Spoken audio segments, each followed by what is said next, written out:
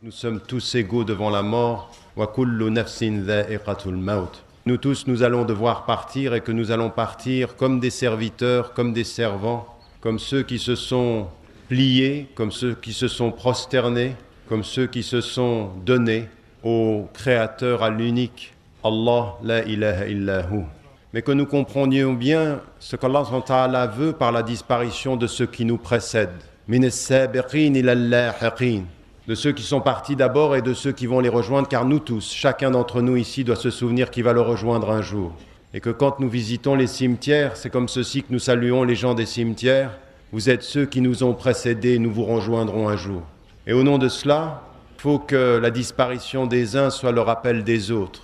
Et s'il y a une chose que l'on peut faire pour être fidèle, c'est se rappeler de la centralité du message de l'islam. Inna lillahi wa inna ilayhi raji'un. Un jour, Allah subhanahu wa ta'ala va nous rappeler et qu'il faut que nous tirions les plus profonds enseignements de cela. La vie est très fragile. La vie est très fragile.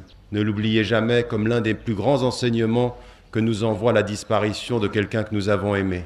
Et ça, c'est un enseignement le plus important parce que Allah subhanahu wa ta'ala, quand on souffre, ça ne veut pas dire qu'il ne nous aime pas. C'est bien le contraire que dit le hadith du prophète alayhi salatu wassalam. Dieu met à l'épreuve ceux qu'il aime.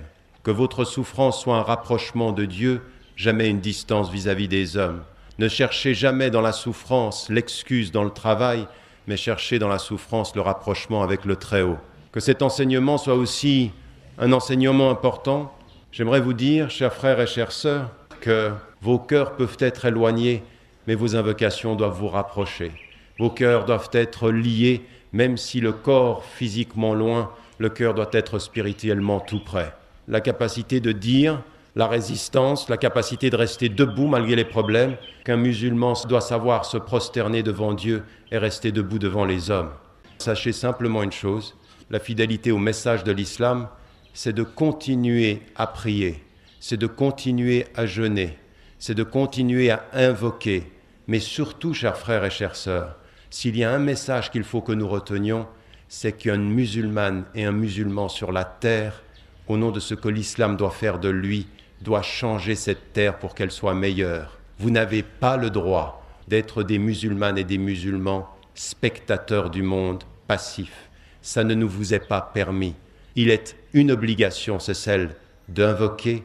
Il est une autre obligation, c'est celle de s'engager pour changer le monde.